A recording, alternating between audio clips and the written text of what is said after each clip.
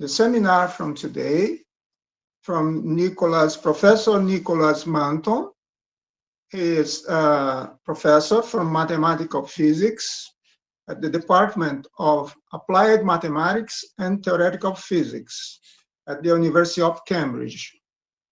And he will present a seminar about 1 hour or so on the title Skyrmions, a theory of atomic nuclei. We have a great pleasure to be here with Professor Manton.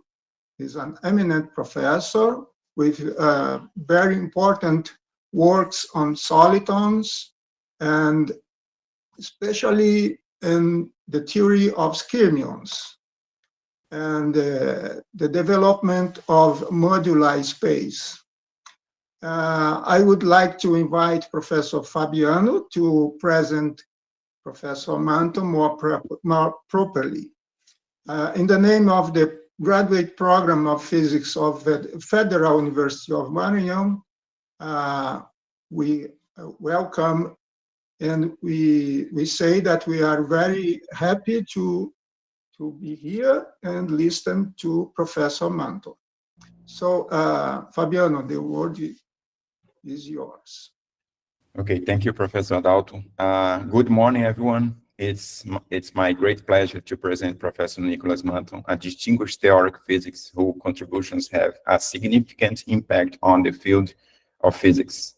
Professor Manton earned his PhD from the University of Cambridge and later on took postdoctoral positions in Laboratoire de Physique Théorique, Paris, at MIT Center for Theoretical Physics in the Institute of Theoretical Physics at the University of California, Santa Barbara.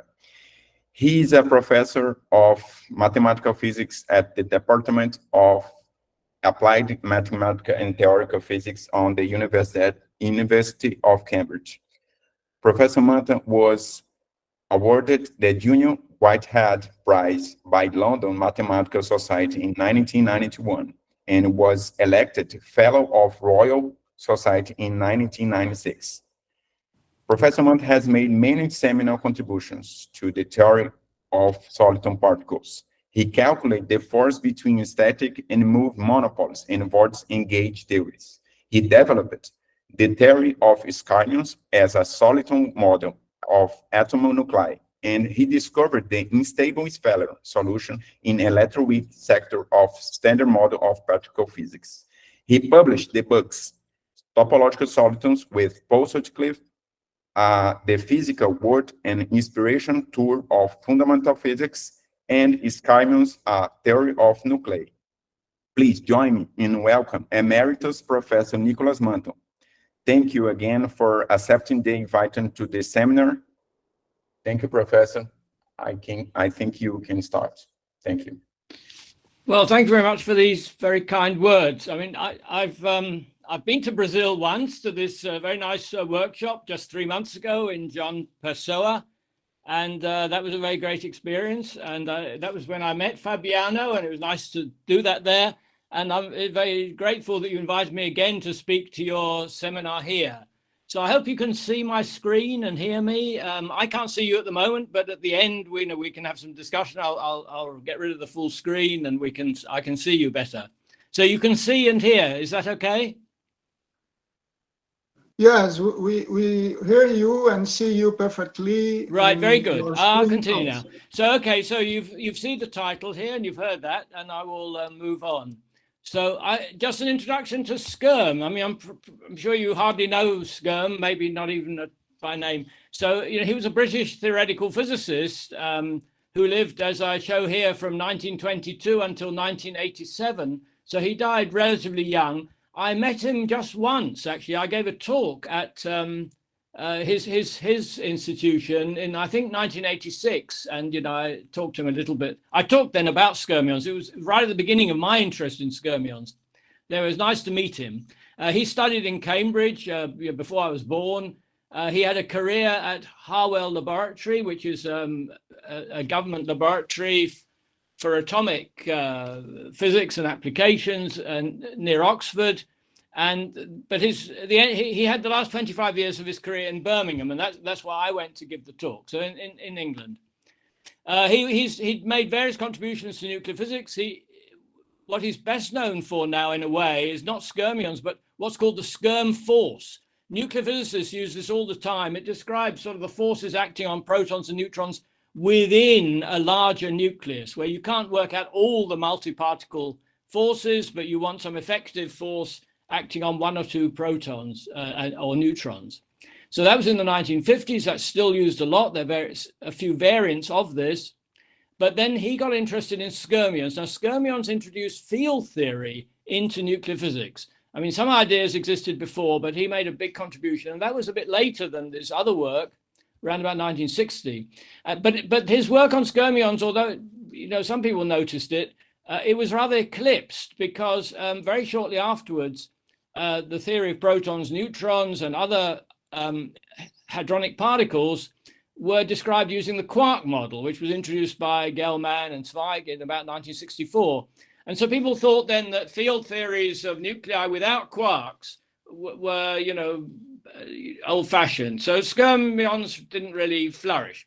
And then this quark model turned into a real theory, quantum chromodynamics.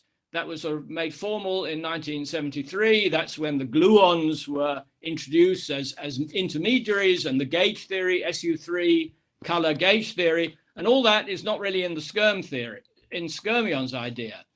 But the skyrmions were revived particularly by Ed Witten and a few collaborators around about 1983. Witten wrote some very persuasive papers saying that skyrmions would sort of exist as an approximation to a quark description of protons and neutrons. And therefore it was worth working on skyrmions to get some approximate understanding of nuclear physics.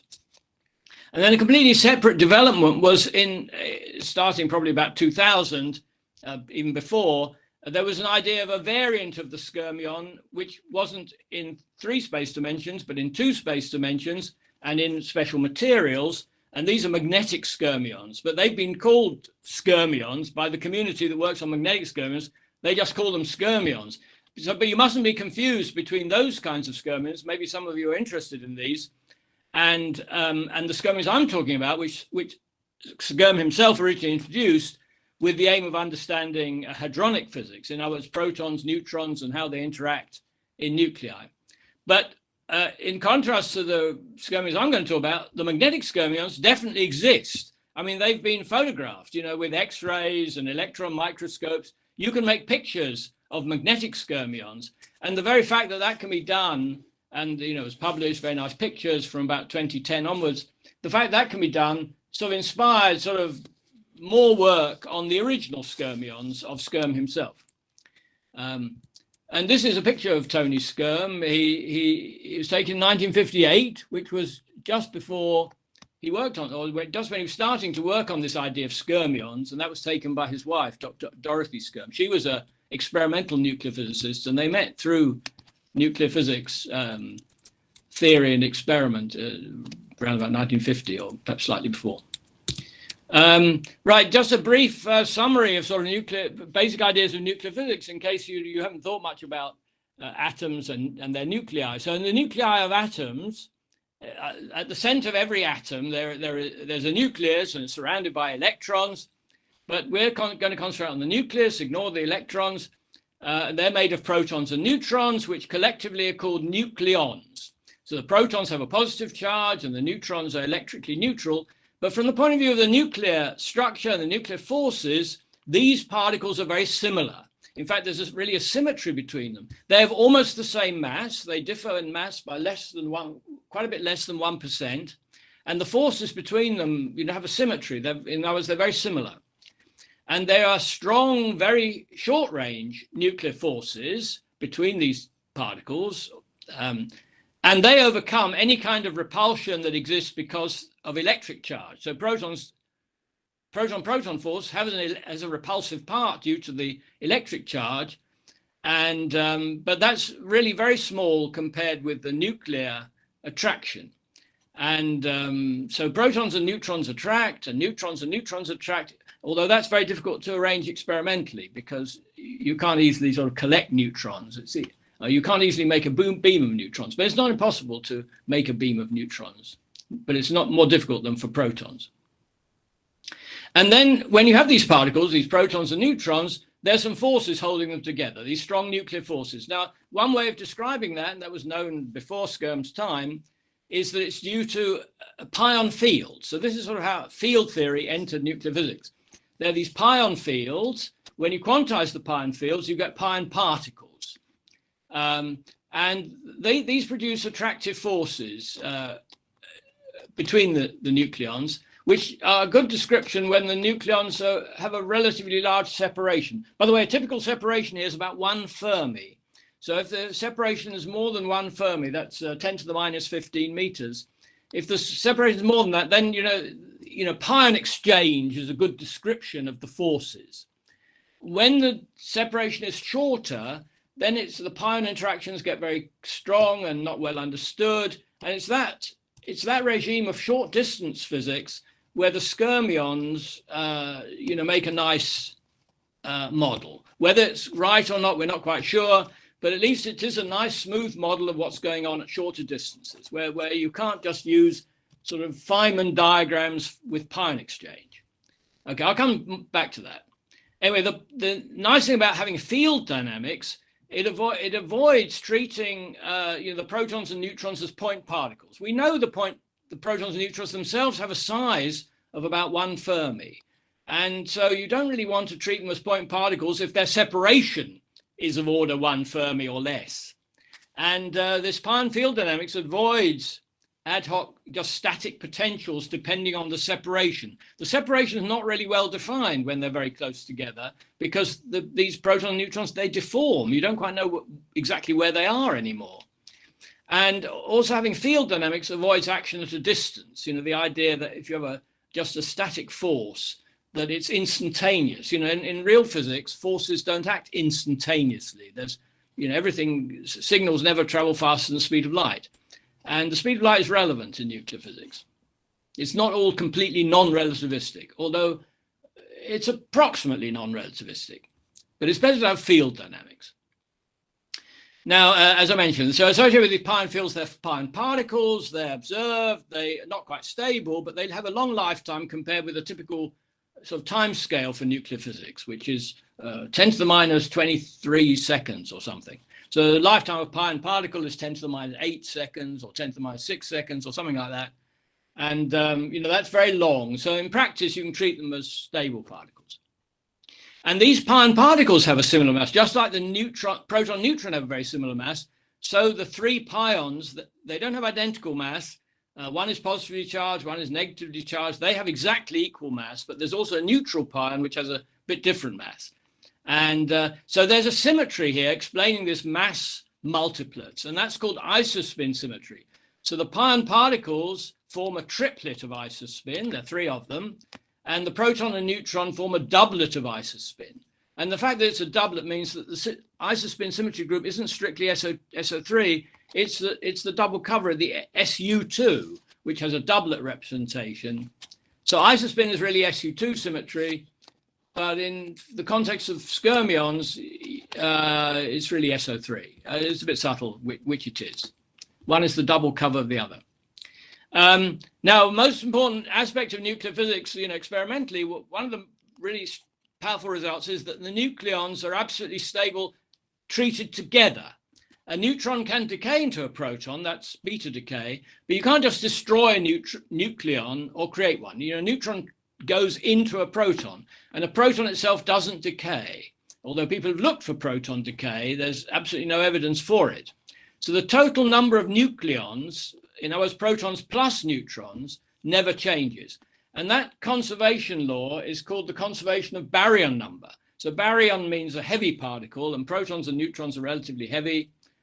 So the baryon number is the total number of protons and neutrons, and that's conserved. And a feature of the Skyrmion theory is that's going to be conserved topologically. So I'll come to that.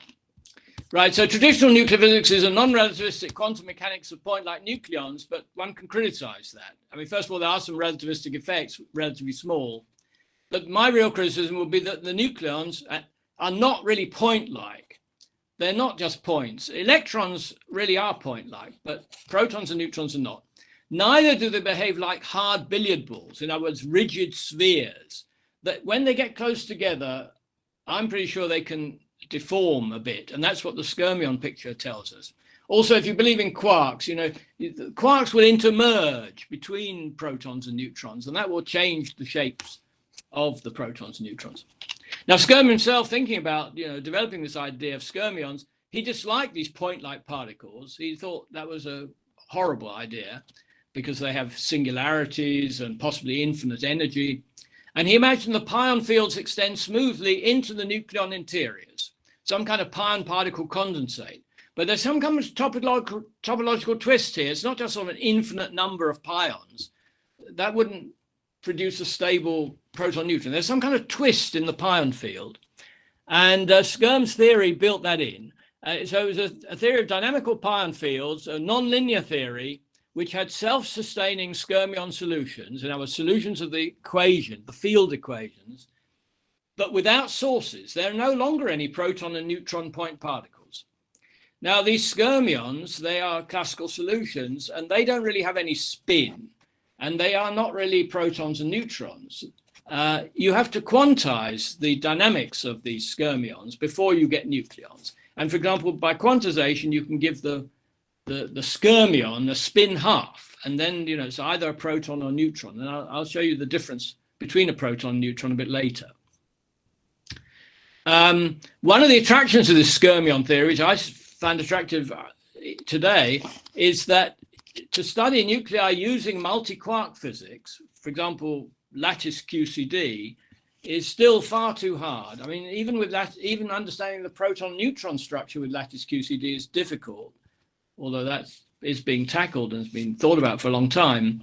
But to do nuclear physics with QCD is really beyond what people can do, either nuclear physicists or particle physicists. And that is the motivation for working with a model like the Skyrm model, which is definitely not exact, but could give some insight, or I think does give some insight. Right, before I show you sort of technically what the Skyrm field theory is, I thought I'd show you some pictures. So this is what a basic Skyrmion looks like. This is the same solution, this one and this one, but viewed from a different orientation. So it's the same thing, but viewed from a different angle.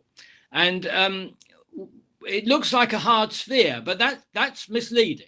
We just, a Skyrmion is a completely smooth solution of the field equations, and we just pick out a particular radius with a particular energy density. The energy density is biggest in the middle and tends to zero as you go off to infinity. And we just choose a particular value of the energy density, and that's a spherical contour, which is this boundary here. And then we color it to show what the pion fields are. So the pion fields vary around as you go around this object, and in particular, they vary in their direction. So the magnitude of the pion field is treated as remember, it's a three-component pion field. So the magnitude of it as a vector is constant on this kind of spherical surface, but the direction varies. And in fact, it's a hedgehog type. I haven't got a picture of that, but the pion field is really pointing radially outwards, like a unit vector pointing outwards. And that's called a sort of hedgehog solution, because if you imagine this animal, this hedgehog with spines, when it curls up and it's frightened, the spines point outwards, so in all directions, and it's like a spiny ball. And so the Skyrmion, if you draw the pion field vectors, they would also be pointing radially outwards, so it looks a bit like a hedgehog. Okay, well, we've got a different way of presenting this color scheme, and the color scheme sort of illustrated here. One type of pion field, so actually the third component, if it's positive, we show that as white. And if the third component is negative, we show that as black. And then if the third component is zero, which it is around the equator, the middle here, then we illustrate the other components, the first component, the second component. And, you know, their direction is shown by color. So, you know, one direction here is red, 120 degrees it's green, and another 120 degrees it's blue. And there's some intermediate colors. This coloring of a sphere is called the Runge color sphere. Runge was a German physiologist who was interested in color in the 19th century, way before Skyrme's time. Anyway, we use that coloring to illustrate the direction of the pion fields, and you'll see these colors in all my subsequent pictures. So this is the basic Skyrmion. This will turn out to have baryon number 1. In other words, this becomes a model for just one proton or one neutron. But then we have, other Skyrmion solutions representing higher baryon numbers. In other words, larger nuclei. I'll come to those. This is an indication of the quantum states. Now, these are really have quantum wave functions depending on orientation. And that was presented particularly clearly in the paper of Witten et al. But we found, I found with my collaborator Dave Foster, a classical approximation to those quantum states. And so this is how you can visualize an approximate or classical picture of a spinning Skyrmion and what makes the difference between a proton and neutron. So if you concentrate, let's say, on this picture first, this state, you see the black coloring is up and the white coloring is down. And then we spin this Skyrmion in this way that's shown with this arrow. Now it's anti-clockwise around this vertical axis. Now that is a classical approximation to a state representing a proton with spin up. Now, what's a neutron with spin up? Well, it's spinning the same way because it's also spin up. But notice that the orientation is reversed. So you've turned the Skyrmion upside down. Here white is at the top and here black's at the bottom. And also the colors have been reversed. Red is on this side and there red was on that side. And here blue is on this side and here blue is on this side. So it's been turned upside down before setting it spinning. It's spinning the same way, but it's differently oriented. And the different orientations explains, this difference in isospin. The proton has isospin up and the neutron has isospin down. Both of them have physical spin up. So, okay, those are those two pictures. And then, of course, this is down. So, again, there's the proton, in spin down, which you get just by taking this object and turning it upside down. That makes it spin the other way. So, again, red is on this side now, but it's spinning the other way. So that's spin down. And here the neutron was spin down. Okay, so these approximations explain these 4 states that you can have with spin half. And they also have isospin half. And they're 4 states altogether. Now some technicalities about the Skyrm theory. So the basic field is a scalar, a Lorentz scalar field called U. And it's a function of time and position. I will concentrate on static solutions shortly, but everything really depends on time. Everything's dynamical. And Lorentz invariant. The Skyrm theory is a Lorentz invariant theory in 3 space dimensions with time. And this matrix field is a 2x2 matrix, and a basis of 2x2 matrices are the unit matrix here and the Pauli matrices here, 3 of those. Now you dot the 3 Pauli matrices, the coefficients are these 3 pion fields. So, this has 3 components and that's got 3 components. And there's an I. And similarly, this unit matrix is multiplied by another field called sigma.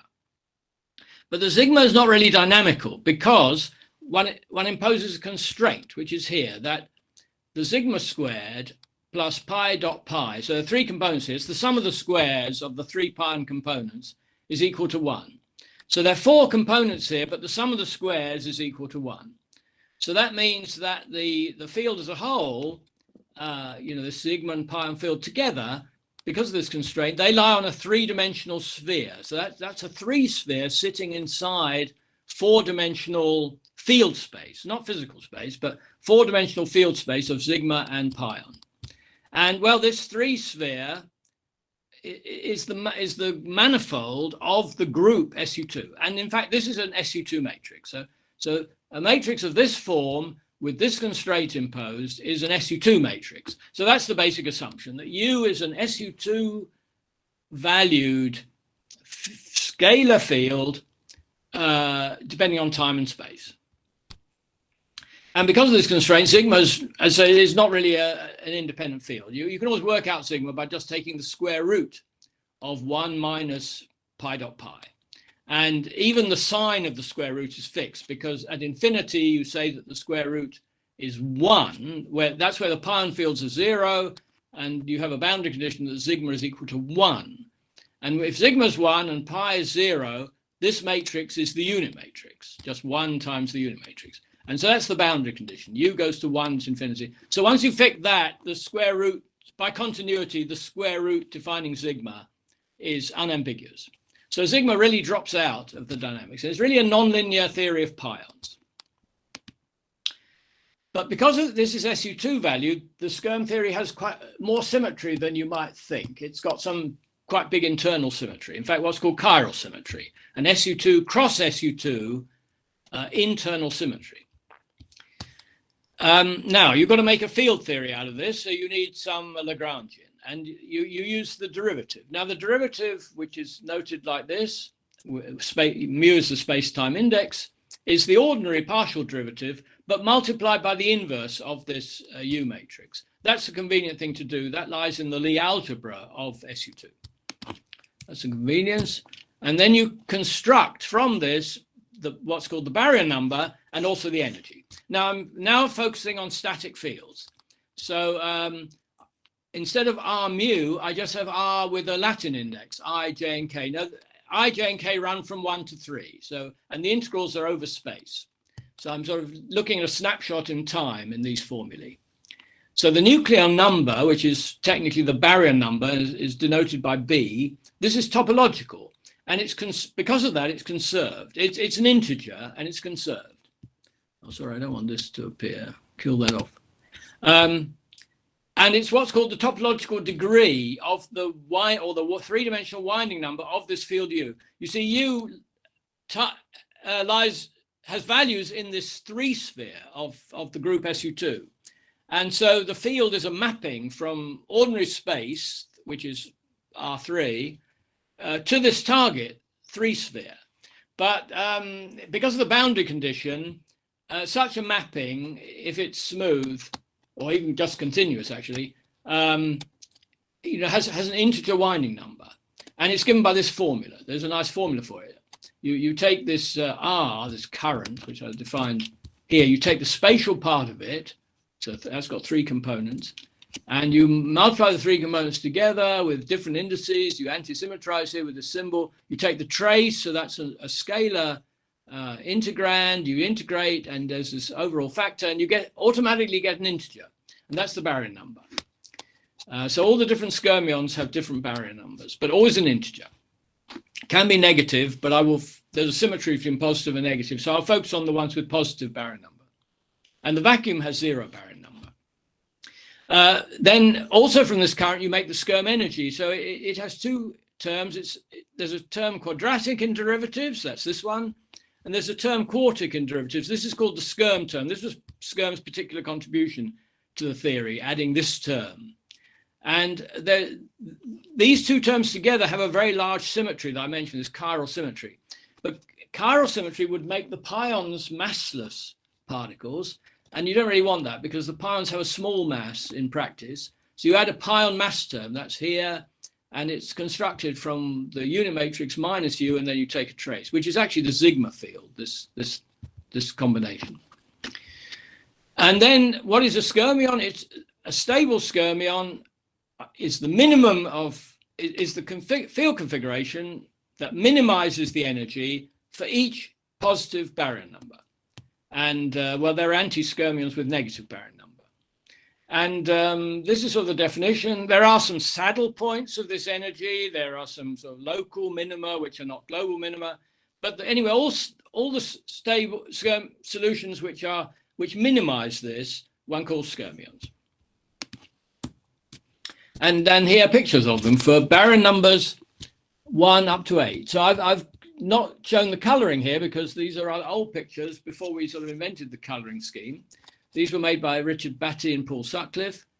And it shows the minimum energy solutions for baryon numbers 1 to 8 with the pion mass equal to 0. One thing we learned early on was that if you increase the pion mass to a more physical value, the first 7 or so of these don't really change. But from baryon number 8 onwards, having a positive pion mass really does change the shape. So I'll show you later the Skyrmion with baryon number 8, which has minimal energy when the pion mass parameter is about 1. And it really doesn't have this shape or symmetry. But the ones up to here are more or less unchanged by having the physical pion mass. And another thing shown here is the symmetry group. So this is this hedgehog Skyrmion, but uncolored, and that's got full rotational symmetry. This is a donut-shaped baryon number 2, tetrahedral, cubic, and it's very remarkable that there are these symmetries. You would expect this to be made out of 3 Skyrmions. And 3 Skyrmions, you might imagine, will give rise to triangular symmetry. Well, it's more than triangular symmetry. It is a triangle, but behind there's another blob, and the whole thing has tetrahedral symmetry. So it's quite surprising. And this you might expect to have tetrahedral symmetry because it's made from 4 objects, but 4 of these. But in practice, it has bigger symmetry, a cubic symmetry. This O group is the cubic group. And this remarkably has icosahedral symmetry, this baryon number 7. So Y is the icosahedral symmetry, with H being also a reflection as well. Here's the colored version of these. So these are more modern pictures. So the credit for I didn't make any of these. They're made by my students and collaborators. That's people, Dankrad Feist, Chris Halcrow, Chris Lau. I mean, you won't know them, but I give credit to other people for making these very nice pictures. So that's the baryon number 2 torus. And here's some kind of dynamics shown as snapshots. So here 2 baryon number 1 Skyrmions approaching each other, slightly deformed as they get close together, and you read across and they merge into this toroidal object, and then outgoing from that are 2 baryon number 1 objects, but they move off at right angles. They move at right angles to this line. And if the collision is not quite head on, this is a sort of similar collision, but not quite head on. So this one's moving this way and that one's moving that way. And they merge, but it's not quite a torus anymore. It's a bit deformed. Then this swings around very rapidly and breaks up, and you have 2 outgoing Skyrmions. One goes sort of this way and the other goes this way. So these are 2 dynamical processes, this line and this line. I actually got a movie. I'd rather not interrupt this slideshow because I'm a bit worried about recovering the picture. So at the end, I'll show you the movie. It only lasts 2 seconds, but it's nice to see this actually dynamically. It basically is a copy of this scattering process. It's quite nice to see. I'll try and show it later. So here's the B equals 3 tetrahedron, baryon number 4 cube. This is a very important sort of Skyrmion because you can make lots of larger Skyrmions by gluing together copies of this one. And when you quantize this one, you get the alpha particle as the sort of lowest energy quantum state. Baryon number 4, the alpha particle is a helium-4 nucleus. That means 2 protons and 2 neutrons. And that's actually got isospin 0, and also the lowest state, quantum state, has spin 0. So it's sort of this Skyrmion, but in all possible orientations with equal probability. That says that the spin is 0. Okay, I'll move on to some bit more details on quantization. It's really too hard to quantize the complete Skyrm field theory. I showed you the energy expression, and there's a Lagrangian, which extends that to the dynamical theory. And you could quantize that using Feynman diagrams and so on, but it's really too hard. And such a Feynman diagram quantization is not well behaved at short distances. The Skyrm field theory is badly behaved at short distances, unlike QCD. We believe that QCD is valid at short distances, and the Skyrm field theory is only valid really, at the length of scale of nuclei, 1 Fermi or a bit less than that.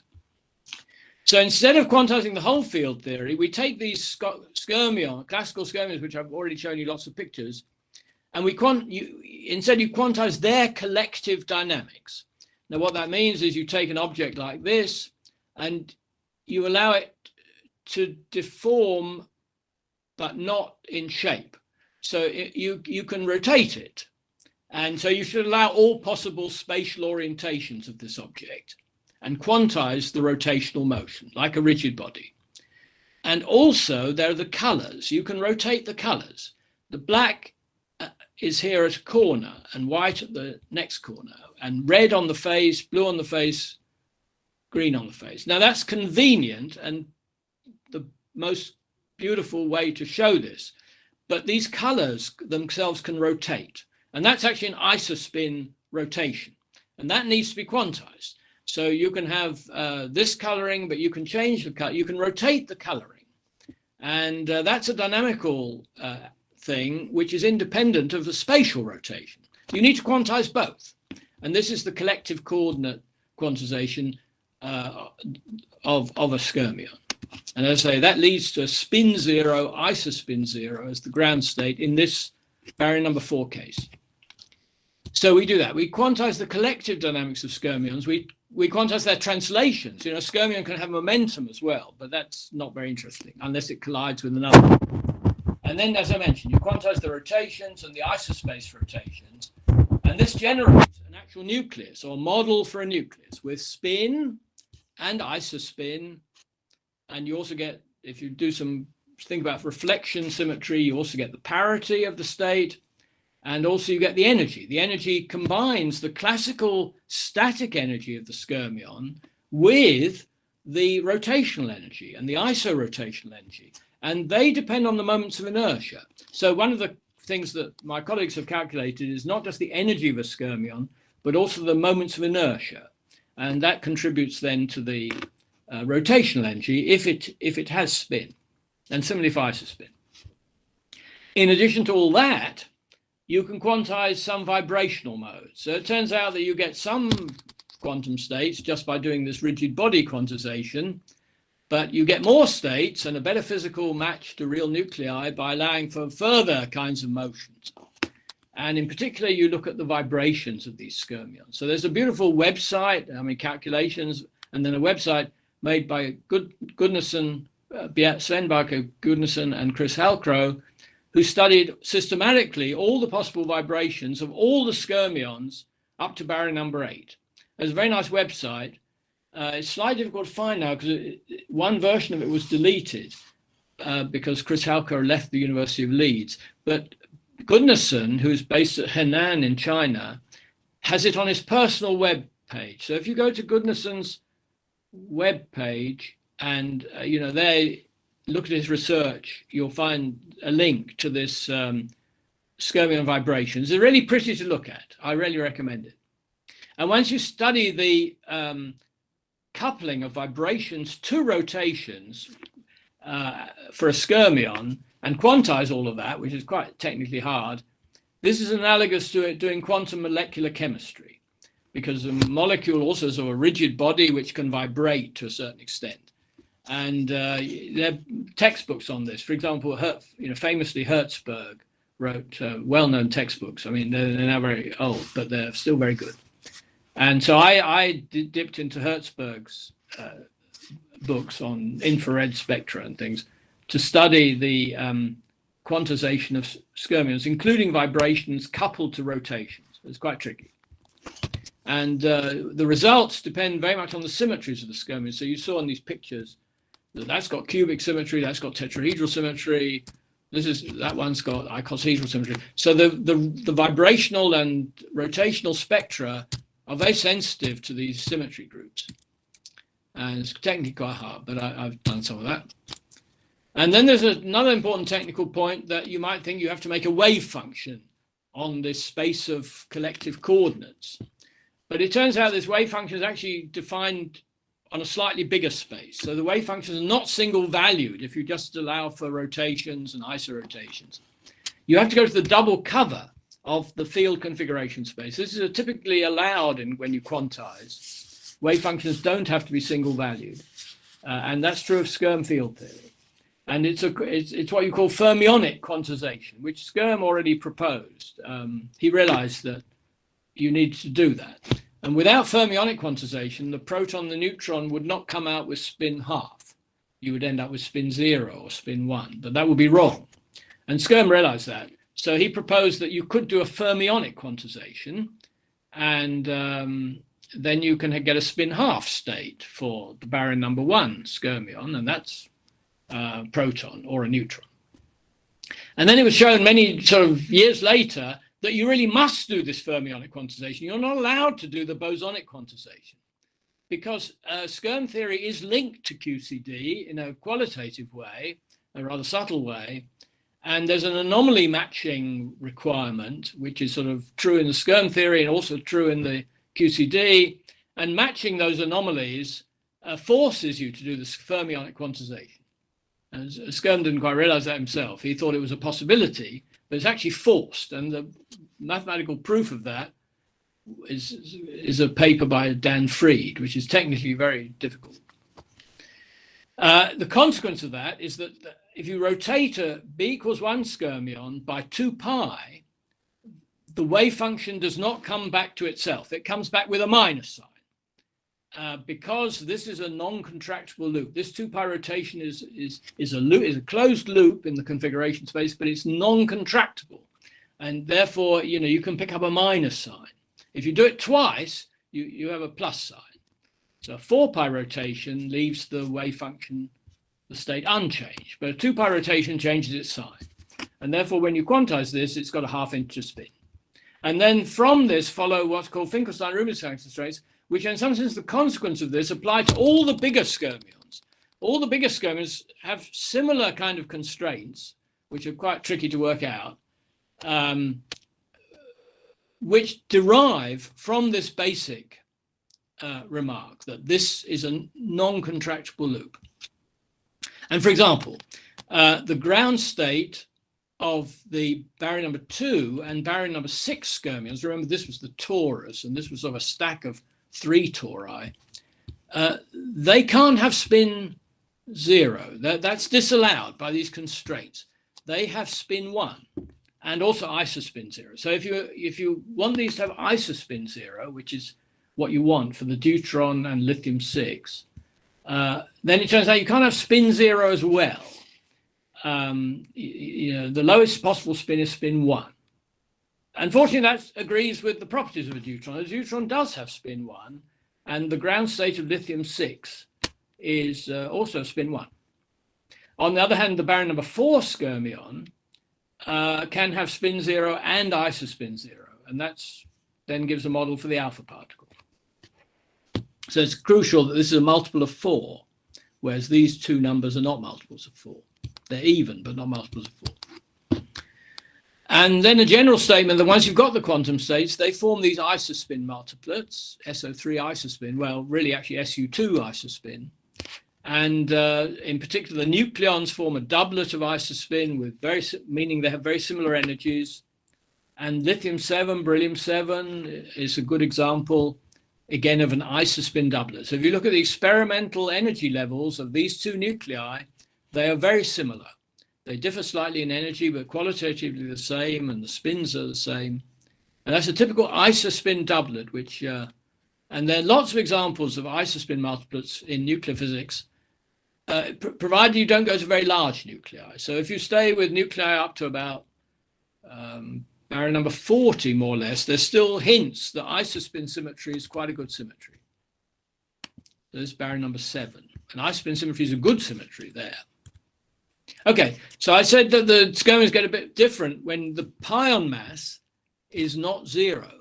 So in particular, in the Skyrm units I showed you earlier, a natural choice for m pi is about 1. That corresponds to a physical pion mass of about what it is physically, 130, 140 MeV. So I showed things in Skyrm units earlier. Okay, so the baryon number 8 skyrmion has a quite different symmetry now because of this change in the pion mass from 0 to 1. It now looks like 2 of the baryon number 4 cubes. So I mentioned also earlier that the baryon number 4 cube is a very important ingredient of larger skyrmions. And here's a good sort of the basic example, that 2 of these attract each other. The colors have to match when they attract. So this cube is red here, and also it was red on this side, this face that's disappeared. And similarly, this one has red on the face you can't see, and it was red here, and the reds attract and join up. And so you get this object, and it still looks like 2 cubes. And it helps that the colors here are different. There's another solution where both these faces are blue and both these faces are green, and that's got slightly higher energy. but it's also quite important, even though it's actually a saddle point. And here's how we can use these baryon number 8 skyrmions to make baryon number 16. So again, there are these cubes. You can see this is sort of baryon number 8, and here's a baryon number 8, and they come together with this 90-degree twist. And this, I think, is what they come into. And this is a tetrahedral arrangement of 4 of these cubes. And I think that's got the minimal energy.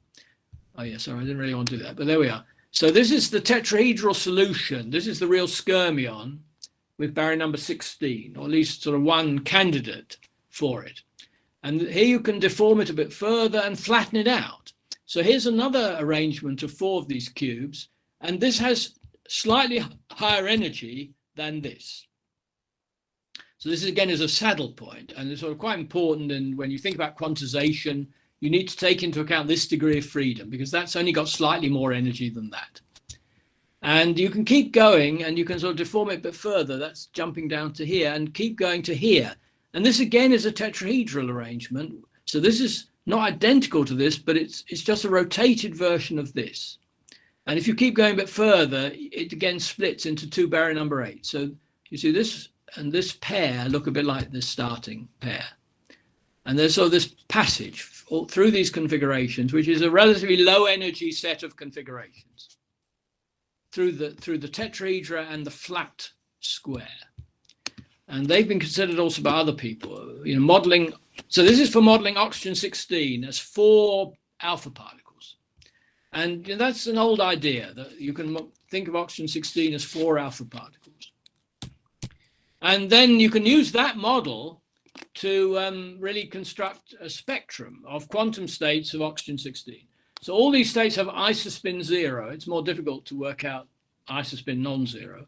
So isospin 0 means the ground state of oxygen 16 and all its excited states with higher energies and higher different spins, but no isospin excitation, which would take you to something like nitrogen 16. So that's not in here.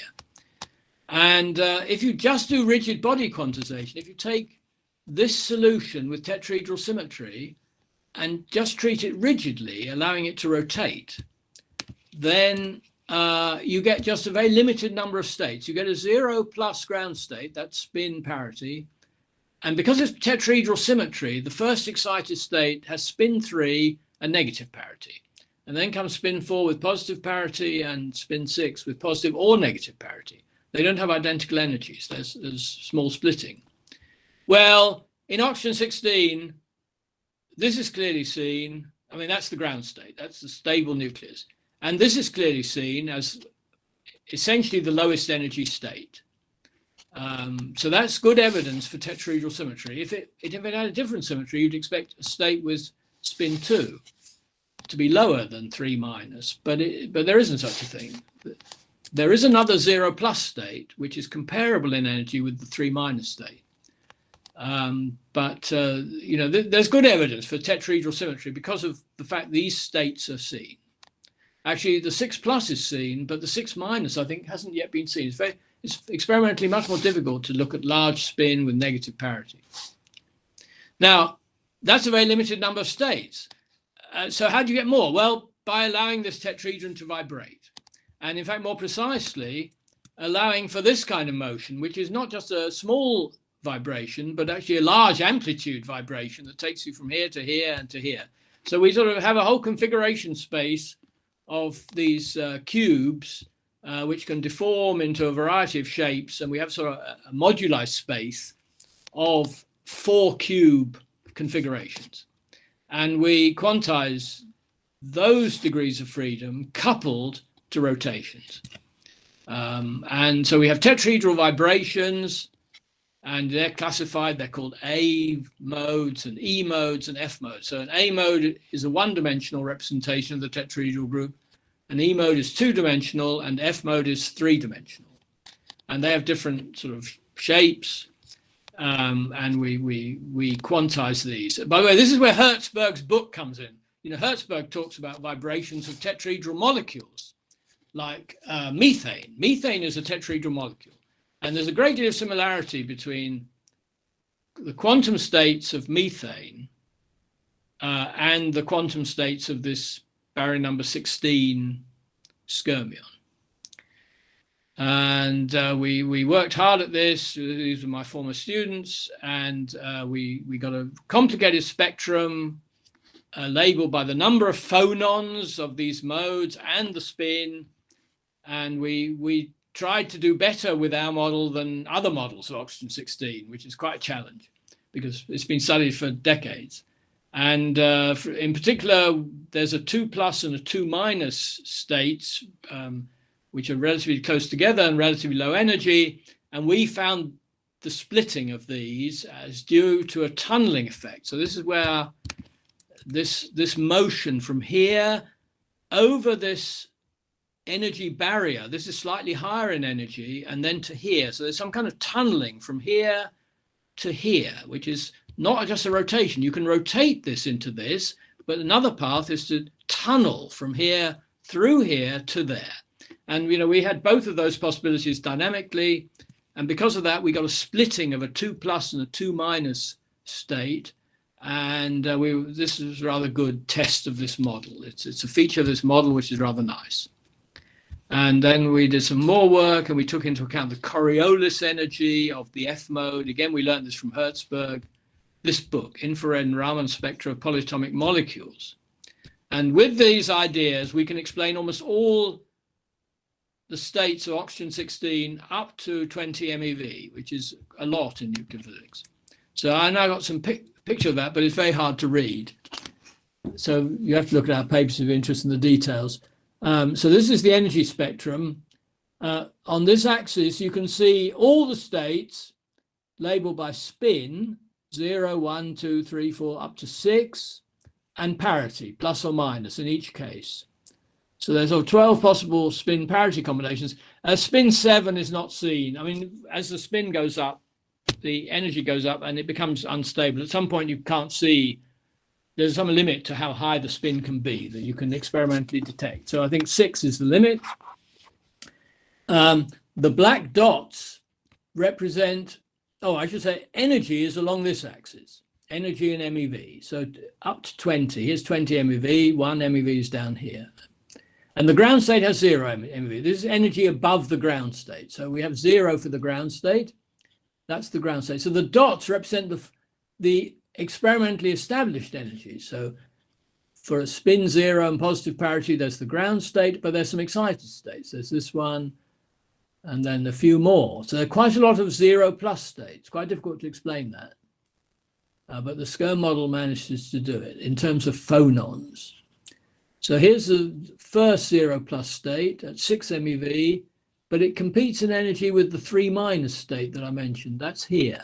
They're almost the same energy, but they're physically sort of arise in different ways. This is a rotation, and that's actually a 2-phonon vibration.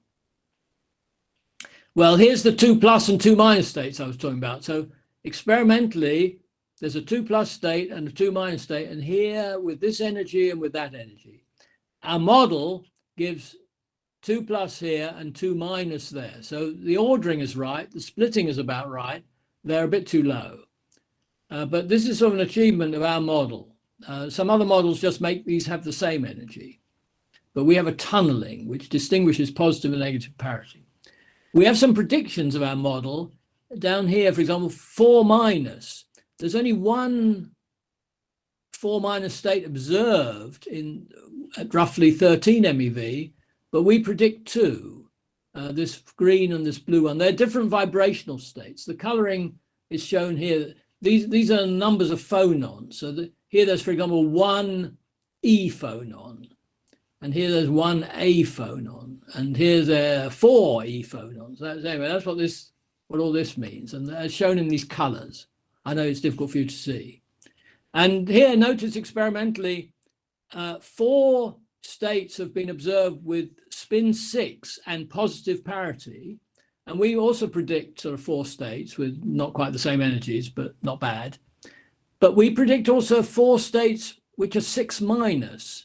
So spin 6 with negative parity. These are very hard to see experimentally, and they haven't been seen at all. So in the tables, there are no 6 minor states at all, I think. Even above 20 MeV, I don't think there are any.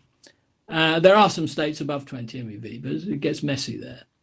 And so this is a prediction of our model. There should be a few states with spin 6 and negative parity in oxygen 16. And round about, you know, from 18 MeV up to maybe a bit lower, because the 6+ state is lower than our prediction. So, you know, this state might be at 16 MeV, something like that. Anyway, so that's our prediction, that there are few spin 6 negative parity states, and there are also a few, you know, spin 5 states. You know, the experiments and the date and the theory don't quite match, but it's absolutely typical of these kinds of modeling. There's about 100 states here, and experimentally it's very hard to find all these. There's not a single experiment. There's many different kinds of experiments to put this together. Right, I think the last topic, I've got a few minutes. I'd like to say something about this because I promised in the abstract. So you've seen in these pictures here, lots of holes. This is typical. These are basically holes in the energy density and holes in the baryon density simultaneously. And if you look at how many there are, you know, there's one at the end, there are 4 here. There are actually 4 here around this around here, 4 here and 1 more. So 14 altogether. And they all have holes. You know, here's some more. This has got 6 holes, and this has got 4 holes. Well, okay, why? Can we understand this in any kind of mathematical way?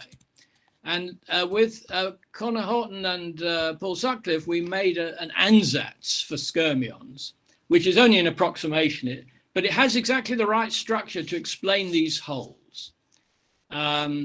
So basically this rational map idea clarifies how the pion field direction depends on spatial angles. So it doesn't tell you much about the radial dependence. So you work in polar coordinates, radius and 2 spherical polar coordinates, angular coordinates, and this rational map basically tells you how the pion field depends on the angles. And then separately, you need to have an understanding of the radial dependence. So a rational map, which we use, is a map just from a 2-sphere to a 2-sphere. So this 2-sphere is the direction of the pion field, ignoring the magnitude. And this is the set of angles in 3 dimensions in space, ignoring the radius. And then to say it's a rational map means it's a simple polynomial, a simple ratio of polynomials if you use a complex coordinate. So on a 2-sphere, there's a natural complex coordinate, which you get by stereographic projection. So we use a complex coordinate here, which we call Z, and we use a complex coordinate here, which we call R. And the rational map then says that R is a function of Z, and it's rational. It's a ratio of polynomials in Z with no Z bar dependence. Now that's an approximation, not exactly right, but it's a nice approximation. And if you make that approximation, it's very easy to see where the holes occur. It's where the derivative of this map is 0. And if it's a ratio of polynomials, it's easy to find the derivative and see where it's 0. And larger Skyrmions can be constructed using multi-layer version of this. So the simplest Skyrmions are just one rational map, but when you get large ones, you need a sort of a sequence in some sort of shells, and they should have compatible symmetries. So we can get a big Skyrmion with baryon number 108 by combining 3 layers with baryon numbers 4, 28, and 76. They all have cubic symmetry and they fit together rather well. And that was done by Chris Lau. And it also helps to understand these constraints on the quantization. It's very difficult to work out the Finkelstein-Rubinstein constraints. You need to know something about the field, but the rational map helps you to work it out. And Stefan Krusch did that. So here's this B equals 108 Skyrmion. You can think of it as a 3-layer rational map, or you can think of it as made of 27 of these cubes, which is what you see. And here's I think the last one I'll show. This is an icosahedral baryon number 208 Skyrmion, which is made of 4 layers with baryon numbers, 4 rational maps, which somehow fit together coherently with baryon numbers 7, 37, 67, and 97. So it turns out there are icosahedrally symmetric maps with those baryon numbers. You can't just have any baryon number with icosahedral symmetry, but you can have 7, 37, 67, 97. You can also have 17, but that doesn't fit in. And oh yeah, there are various extensions of Skyrm theory, including heavier mesons like the rho meson, the omega meson. Some people have worked on that. Very nice. It's related to holographic QCD in one higher dimension. And I mentioned the magnetic Skyrmions, that's in one lower dimension, in 2 dimensions. And I've written a book about all this, which is World Scientific Book. So if you're interested, please try and get a copy of that. And that's it, summary. Then Skyrmions are known for many baryon numbers. They have fascinating shapes and symmetries. They model how protons and neutrons partially merge into nuclei. The rational maps helpfully approximate them, have the right topology, help to do the quantum constraints. We've actually done the quantization for quite a few Skyrmions now. I showed you in some detail baryon number 16, but we've also done baryon number 8 and less, also baryon number 12. We had a big effort for carbon 12. Baryon number 16, I wrote a paper on baryon number 40 to describe calcium 40 states. That's a bit similar to baryon number 16.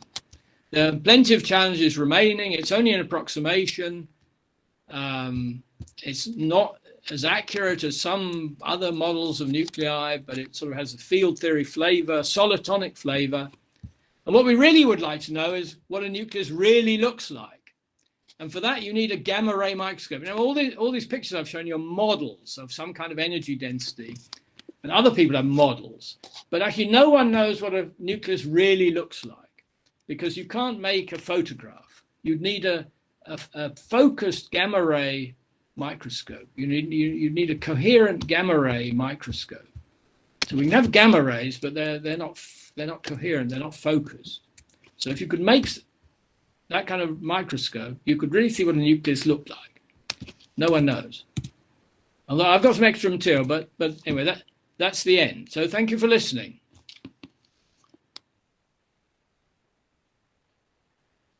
Okay. Thank you, Professor. Let's thank Professor Manton.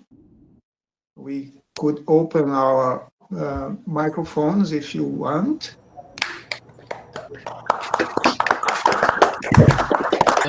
Thank you.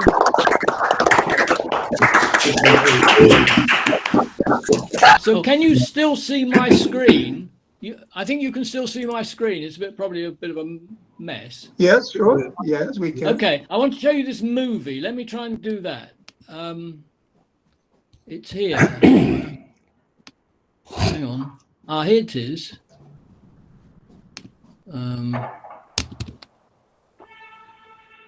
Right. Can you see that? Yes. It's not full screen, Yes. but you can see it. Yes. Right. This only takes 2 seconds, and it shows the scattering of 2 baryon number 1 Skyrmions coming together, forming the torus and scattering at right angles. That's a dynamical process. Oh, I fantastic. can reverse it. I can also stop it. Perhaps I'll try and stop it. Boop, there. Well, it's not quite torus, but it's gone through the torus and it's just scattered. So, it's very quick, but this is by Stefan Krusch, I think.